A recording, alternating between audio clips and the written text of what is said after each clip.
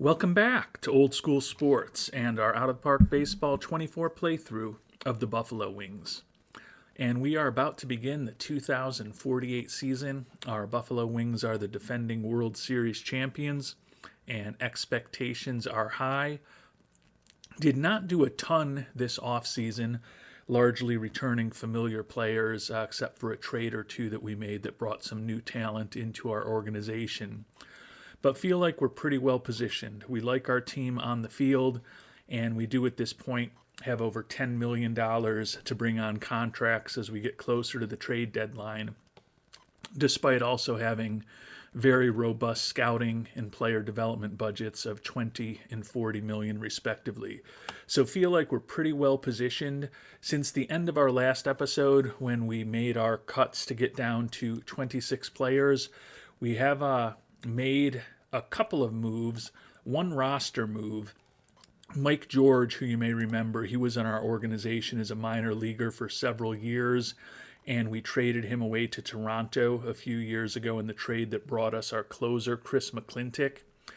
And George was just waived by the Toronto Blue Jays, and he's been a pretty successful in his pitcher in his 3 years in the majors, with a 164 ERA plus and an 80 FIP minus over 143 and a third major league innings.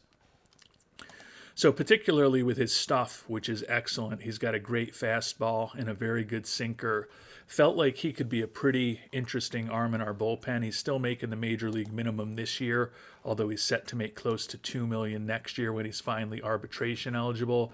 Throws in the high 90s, and he's been successful. So we made a waiver claim on him, and fortunately it went through.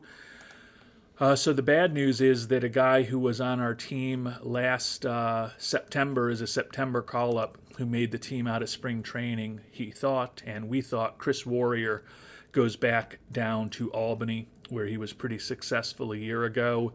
He's a guy who still has options, so he was the odd man out, and I don't think his stuff is nearly what we may have picked up in George. So going to give George an opportunity here to hopefully bolster our already strong bullpen. And then speaking of our everyday lineups, we've got the same 13 players that we talked about, but we did make two changes to the lineup. Against right-handers, even though he's not as good defensively, we're going to put Jim Reichert back at first base and swap Jamari Habersham to designated hitter. Just feel like for a relatively young player like Reichert, we'd rather have him in the field every day rather than becoming kind of a full-time DH at his age. We are going to flip-flop those two against left-handed pitching, though, so Habersham will still get some time at first base. And hopefully, if and when we make the playoffs for a 21st consecutive year, we can play Habersham at first all the time when the games really matter. And the other move that we made is, instead of going for a platoon at shortstop with Juan Palomo and Jim Weisenbach, we decided to start Palomo against left-handed pitching too. Although Palomo is not an ideal defensive shortstop, and he's definitely not as good defensively as Weisenbach, his bat against left-handed pitchers is pretty good, and you can see that we've put him into the number 2 hole in the lineup against left-handed pitching, behind only Habersham, our leadoff hitter. So we're weakening our defense at shortstop a bit. Weisenbach hopefully will get a fair amount of playing time as a defensive substitute, but looking at his batting ratings, even though he's a little better against left-handed pitching than he is against right-handed pitching, just couldn't justify not having Palomo in the lineup. He's got a 298 career average and almost 500 at-bats at this point. He's done everything we've asked him to do, so we're going to give Palomo an opportunity to go out there and start every day and see what he can deliver, because it's going to be a good opportunity for him with Josh Fuchs still out another 4.5 months or so with that ruptured Achilles. Those two players, but particularly Palomo, should have an opportunity to put a stranglehold on the shortstop position if he does well.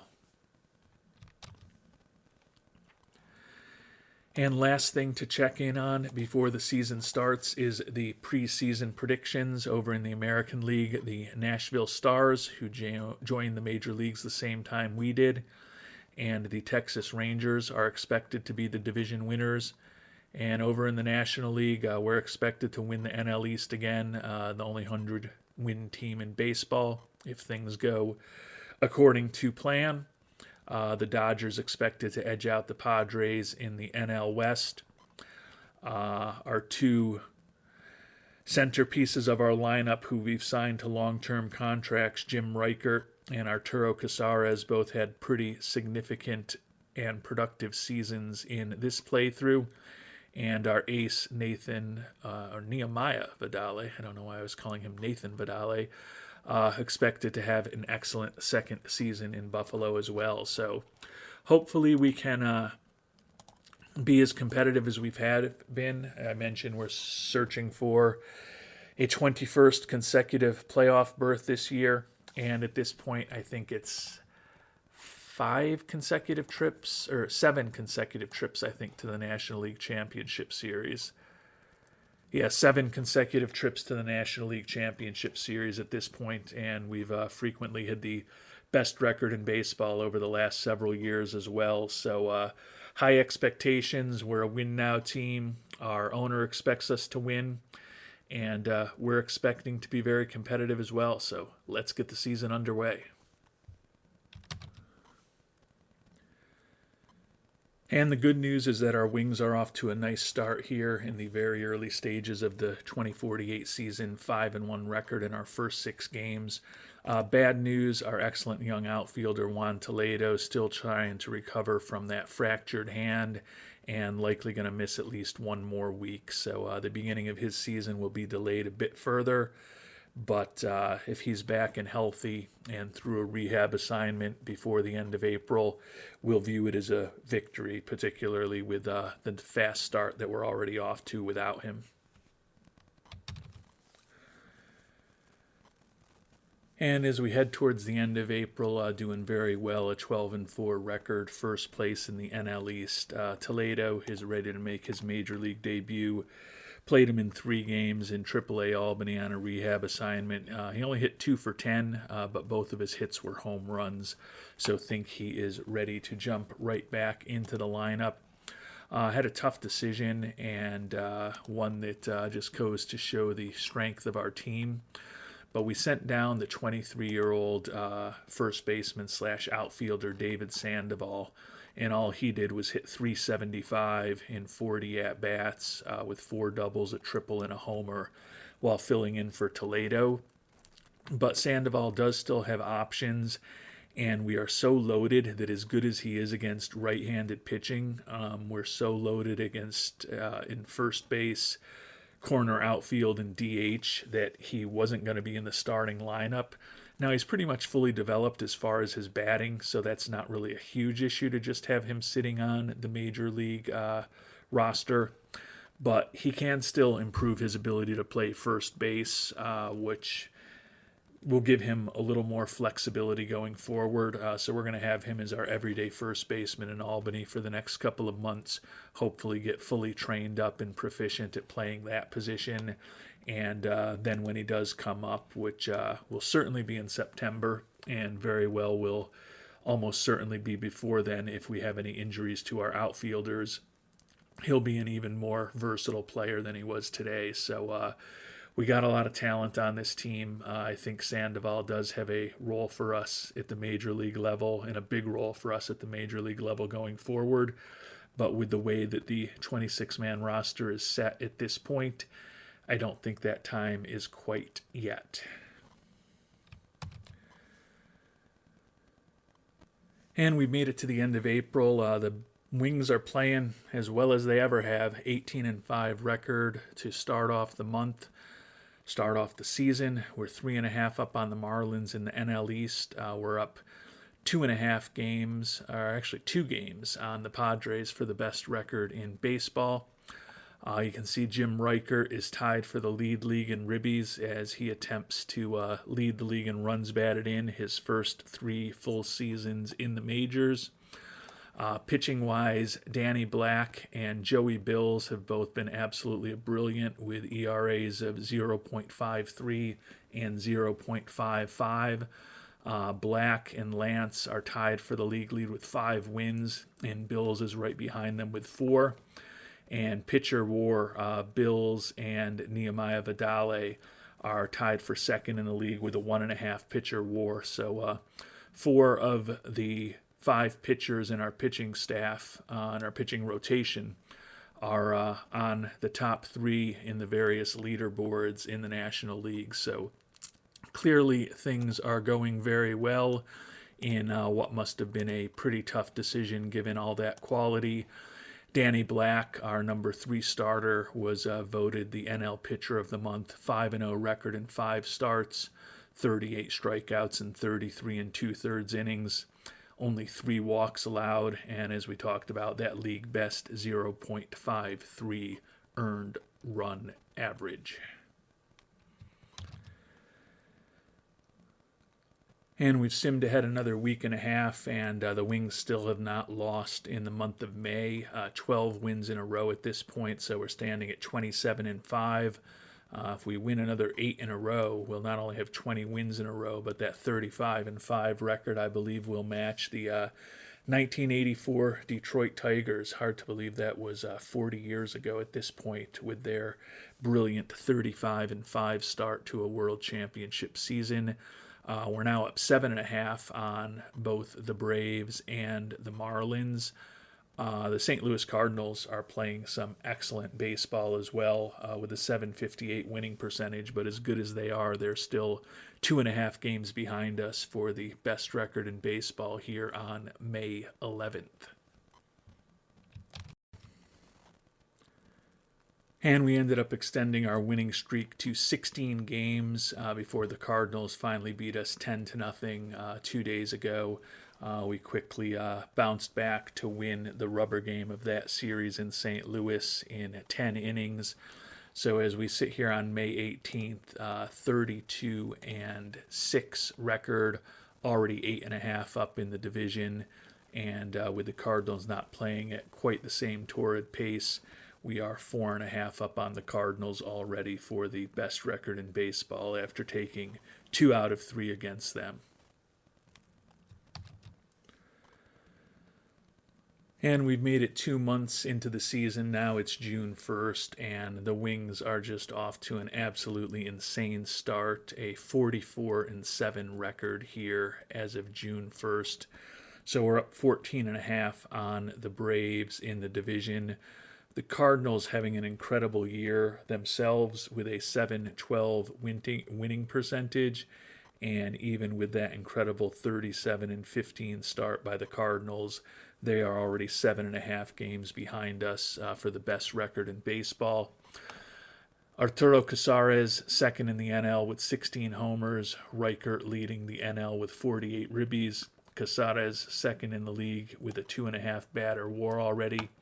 Danny Black continues to lead the league in ERA, tied for the league lead in wins with his teammate Joey Bills.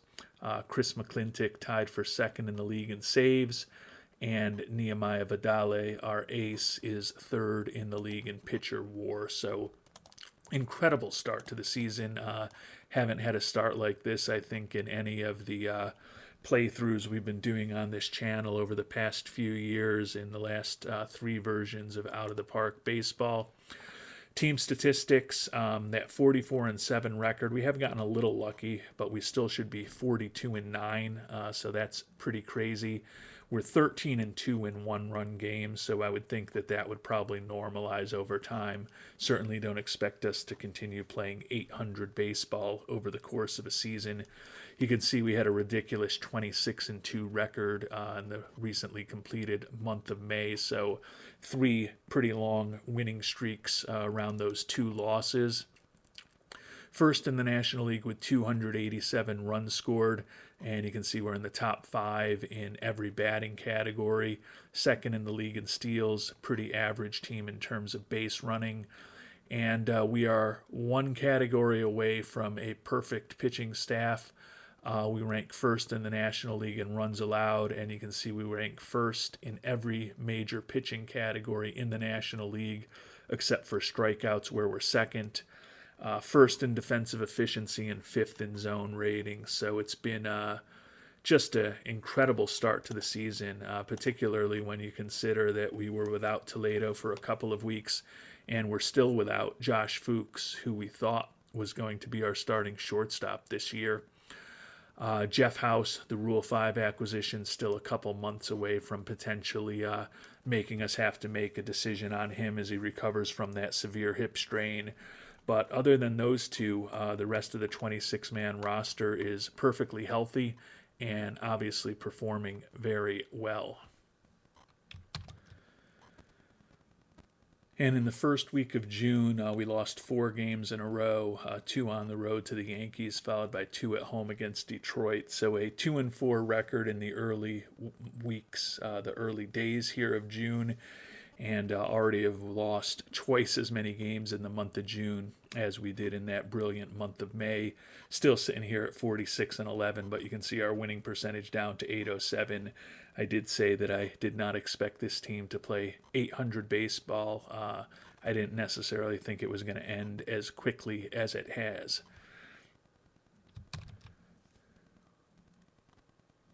And we played a bit more. We have a sickly 10-8 record here in the month of June, still leading the National League in runs allowed, but we have slipped into a tie for first in runs scored.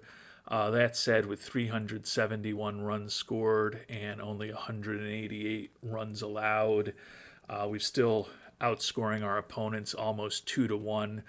You can see we've got a ridiculous 2.54 earned run average for a team here, 69 games into the regular season. So things are going better than we could have ever hoped. 15-game lead on the Braves in the division at this time.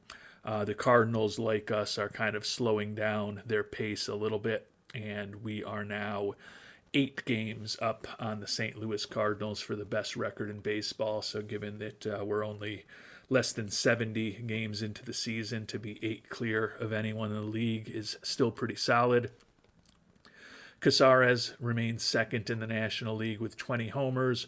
Reichert continues to lead the National League with 62 ribbies. Nehemiah Vidale now leading the league in ERA. Danny Black and Joey Bills still 1-2 in wins. McClintock is second in saves, and Vidale is third in pitcher war here as we sit on June 21st.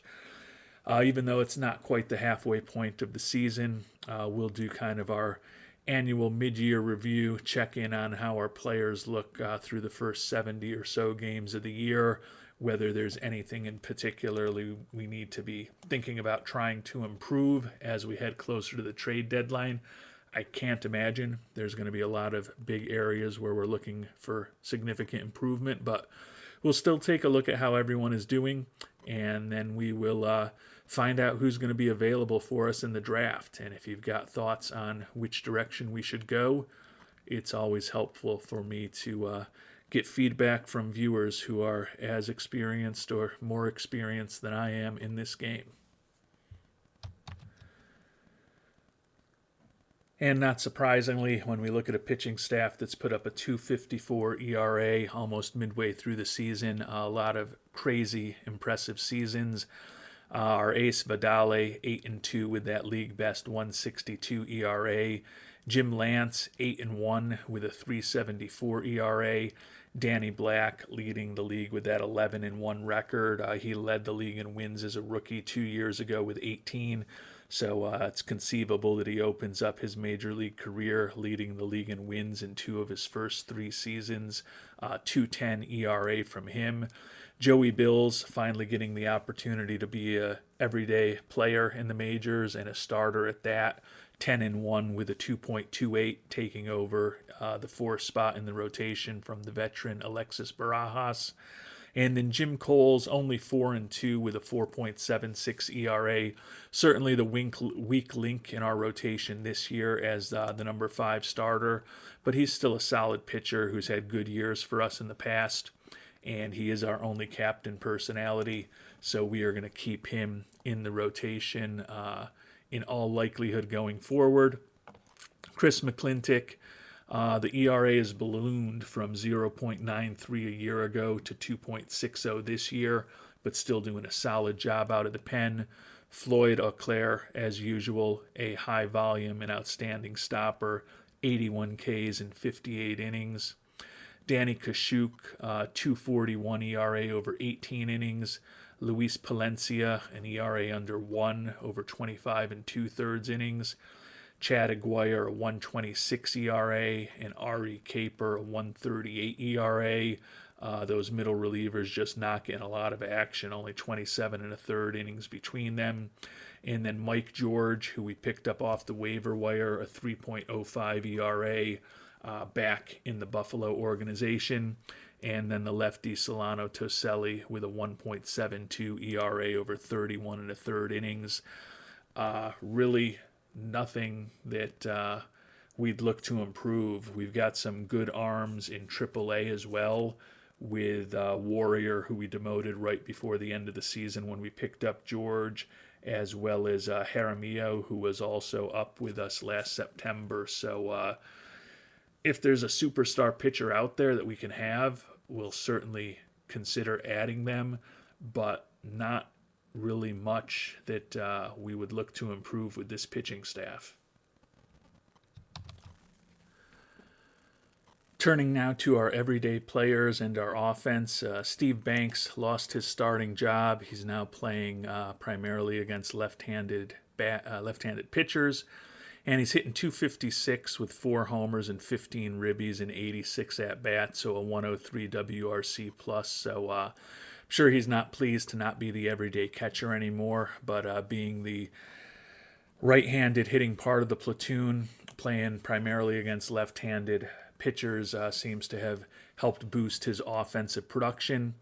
The new addition we picked up in the trade when we got rid of our longtime catcher Ramirez, as well as some other prospects, Bobby Huntington, is not doing what we would have expected offensively. The batting average is dipped to .239, only 1 home run in 163 at-bats.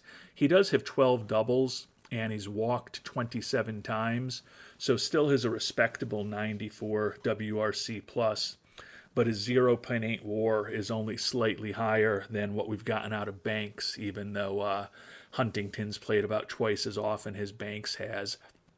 Looking at Huntington's batting ratings and also looking at what he did the first 3 years of his career with the Dodgers, would tend to think that we'll get some more offensive production out of him.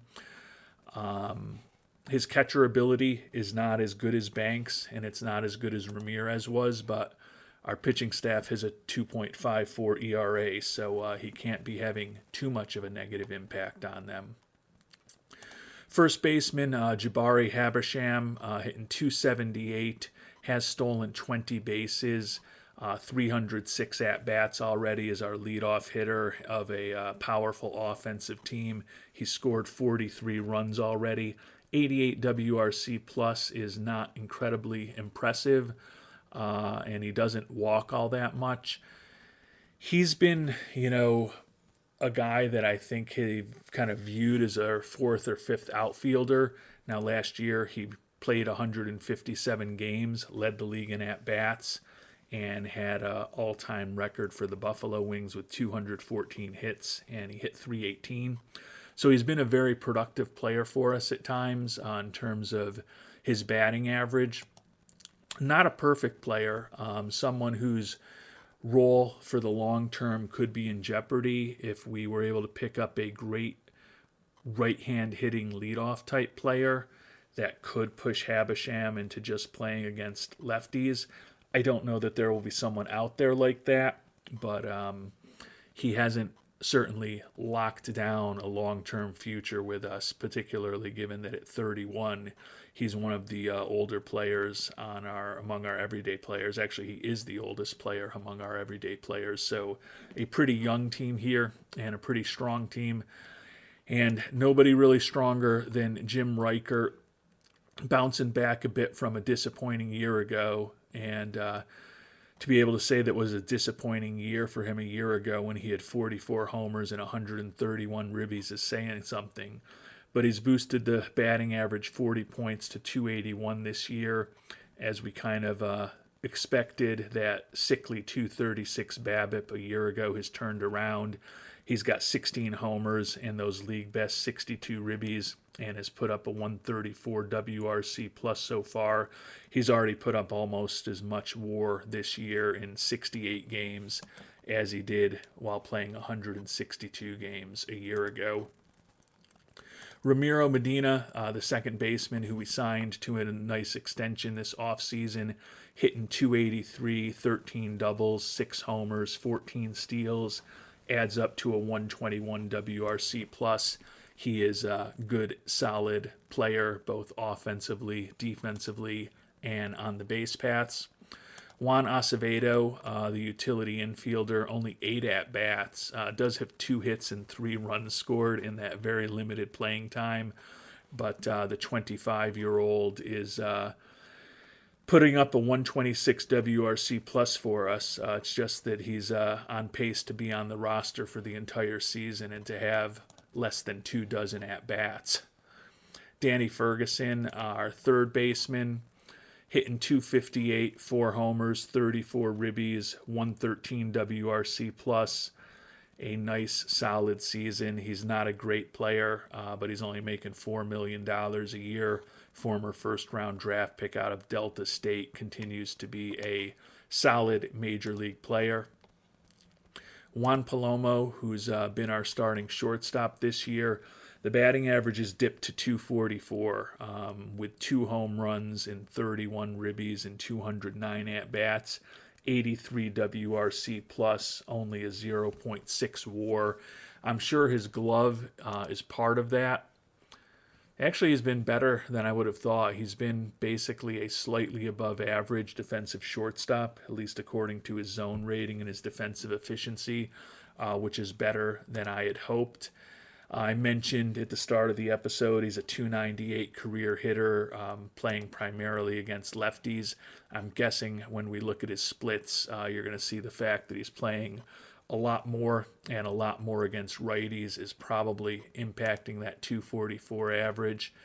And yeah, we can see he's hitting 236 against righties in 165 at-bats, 273 against lefties, but only 44 at-bats there. So playing every day against righties may have exposed him a bit as someone who's maybe long-term better as a platoon player / utility guy for us. We still are, however, at this point, close to 2 months away from Fuchs being available if everything goes well as he tries to recover from that torn Achilles. So we'll continue to see Palomo most likely in the lineup every day at shortstop for the time being. Jim Weisenbach would be the option, but we know the bat with him is not great, and he's hitting just a $156 and 64 at-bats. Love his glove, love his defensive versatility, but we definitely do question whether he's ever going to really hit consistently enough to be a major league player. 28 strikeouts in 64 at-bats is not optimal.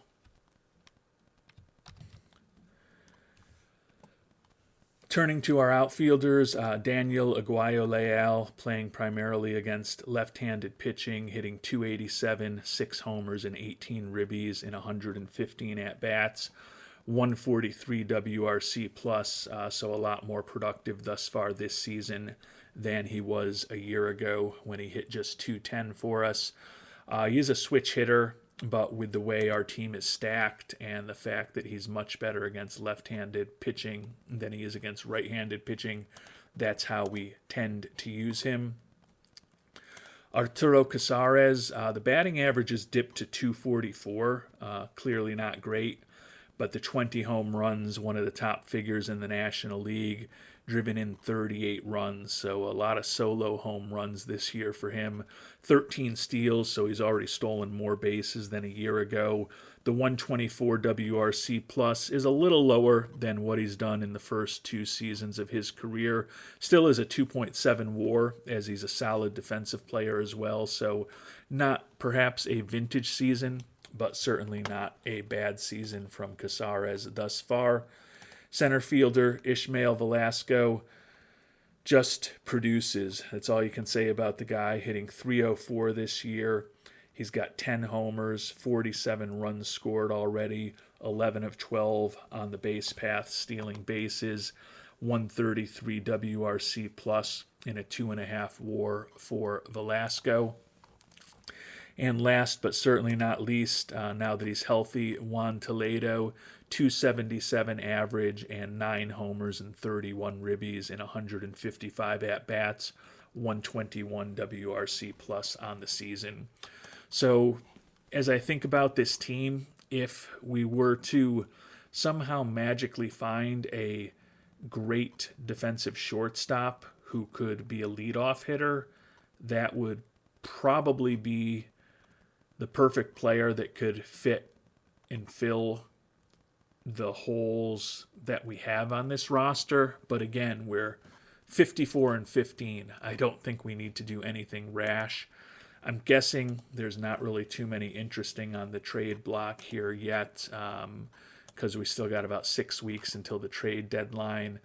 Batting-wise, Ming Ya, the veteran slugger, is on the trade block by the Atlanta Braves. Take a look as to see some of our old friends. Tim Gaglia, 37 years old now, on the trade block as well. We'll see what the shortstops available look like, and not really anything that looks like it would be a significant upgrade for us. Best hitter is probably Steve Cavaness, but certainly doesn't bring the glove that we need or the influence in the clubhouse that we need. And the best glove is likely Ken Wilson, and his batting ratings look like they're even materially worse than Weisenbach. So no obvious answers there. We'll clearly look at players who aren't on the trade block as well. Taking a look at the top pitchers who are available, Pat Cheek, the closer, I believe he was on our team at some point a long time ago. He's 33 years old now. Yeah, we had him 2041, 42, and 43. So it was only 5 years ago that he left. He was part of our 2041 World Series championship team. A nice, solid reliever for us. Don't see him as someone who's really going to materially improve our pitching staff as good as he is. If he was cheap enough, I'd consider bringing him on board. Love that Iron Man as far as the injury proneness, although I don't actually love the selfish personality. So pitching is much less of a need than hitting is for us. Not that either is a critical need at this point. So we're going to continue monitoring what we might be able to do in the trade market. But again, at 54-15, I think we can be pretty patient with this team. I think we know that Palomo is probably not the long-term answer at shortstop, at least against right-handed pitching. But as I noted, we're only 7 weeks away from Fuchs hopefully being recovered from his injury. So conceivably, we'll hopefully get him sometime maybe mid to late August after a rehab assignment. It'll be past the trade deadline, but Fuchs, with his combination of a pretty solid glove, and then although his bat is not incredible, it is better against right-handed pitching than it is against left-handed pitching. Maybe we've moved Palomo back into more of a platoon situation and play him primarily against left-handed pitching, where he's been so successful the last few years. And before we finish up the episode, we'll turn our attention to the draft. We are picking last in the first round once again, 35th this year. Unlike last season, we don't have any supplemental picks. We had 2 last year, so that we were picking at the end of the first round. We then had 2 of the next 6 picks in the supplemental first round. Not the case this year, just 1 first rounder at number 35. So we're going to go ahead and get this party started and see who's available for us with the 35th pick in the draft. The highest rated pitching prospect, at least in terms of the dreaded star ratings, is still available. I've got to think that this guy, Ben Drake, may only be a 2-pitch guy, because otherwise a 17-year-old left-hander, high work ethic, high intelligence, durable injury proneness, sounds like the type of guy that I am likely going to have a hard time saying no to. And I don't really know why he's still here at pick number 35. Now he's going to have to develop that changeup in the curve to have a 4 or 5 pitch arsenal, but the fastball and sinker aren't too off major league quality, and the slider we think can develop as well. So a potential 5-pitch repertoire, well above average stuff, above average movement, and slightly above average control if everything works out. He's got above average stamina. He's great at holding on runners. He's 17 years old and he's throwing in the mid-90s. High adaptability, high work ethic, high intelligence, low greed, and he's durable. I am going to be shocked if I don't end up picking Clueless Drake. But we'll look at the rest of everything else, and if you've got opinions on what we should do, let me know. His demand is above slot. It's $6 million, but we've got plenty of money to spend at this point, and given how well we've played, we don't necessarily need to go crazy at the trade deadline. Those of you who have watched me over the years know that I am pitching oriented, and even if you've only watched this episode, by the incredible season our pitching staff is having, you probably figured that out. But I don't even know why I'm bothering to look at other players, because a guy like Ben Drake at number 35 overall to me is just such a slam dunk. But we will see. Vincent Alvarado, another starting pitcher, also durable, throws in the low to mid-90s, almost a year older than Drake.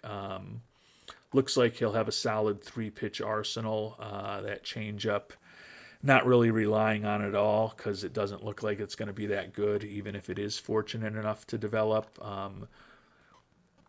Not a bad pitching prospect, and I think most years at number 35 he'd be a pretty strong candidate, but there's no way I'm taking him over the Drake.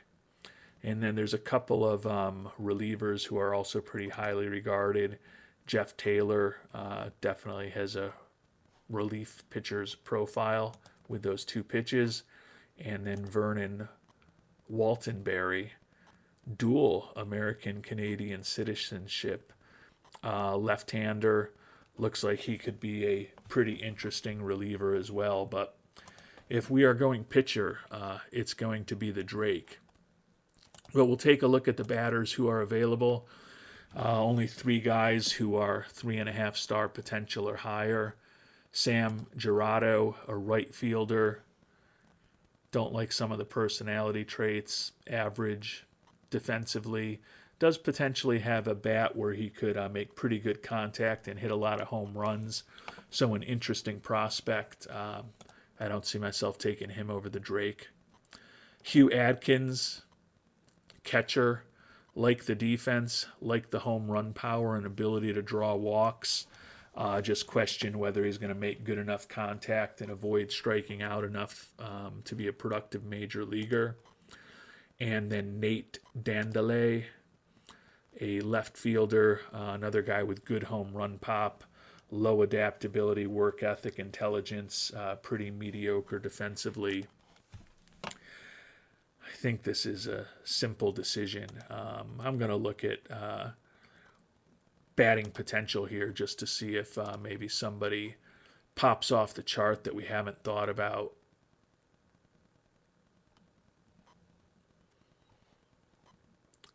Doesn't really look like it. Zaire Kinsey, third baseman, is pretty well balanced.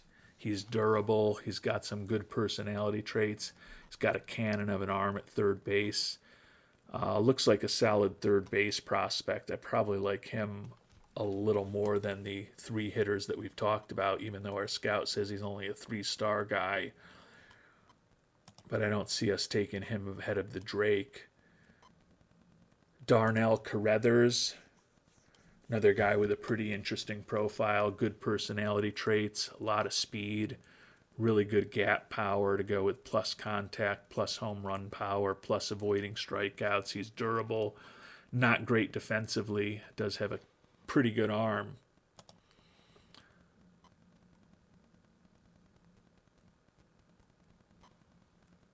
Catcher Jake Connor, above average defensively, useful bat.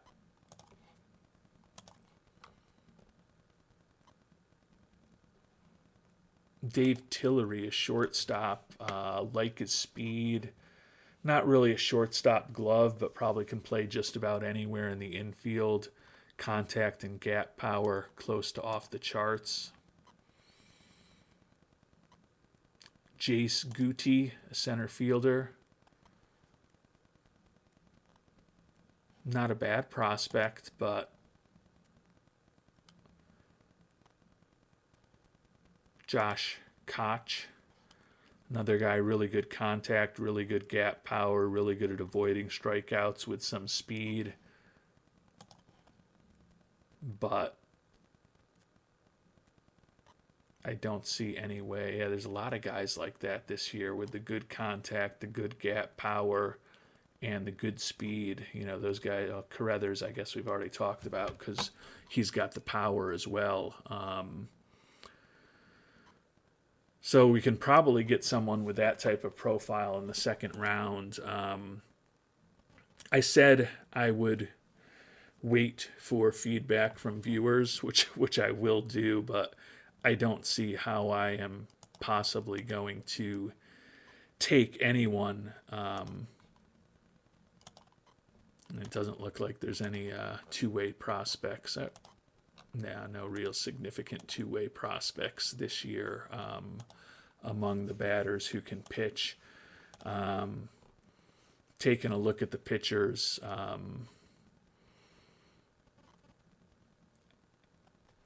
I don't know how I could be convinced to not take Ben Drake. And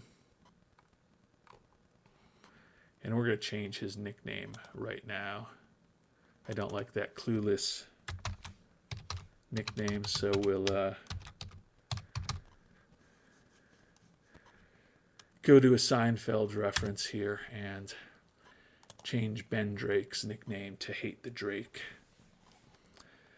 And Hate the Drake is going to be our first round draft pick in the next episode. Like I said, I'm not going to make that choice now. If there's someone you've seen that intrigues you more than Drake intrigues me, I would love to hear it in the comments. But as I've said, I can tend to be pretty stubborn with recommendations when I have my mind made up, and based on an initial review of the players in this draft, I probably have a stronger opinion about the Drake than I've had with any first-round pick over the last decade or so in this game, because generally we've been picking in the 30s and haven't typically been players like the Drake available for us. So it's hard for me to imagine that Ben Drake is not going to be the guy, but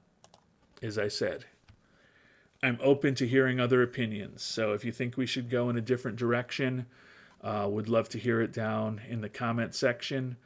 Otherwise, we'll be back again tomorrow, and we will let you know who we picked in the second round after we took the Drake. Until our next episode, Thanks so much for watching, and hope you have a great day.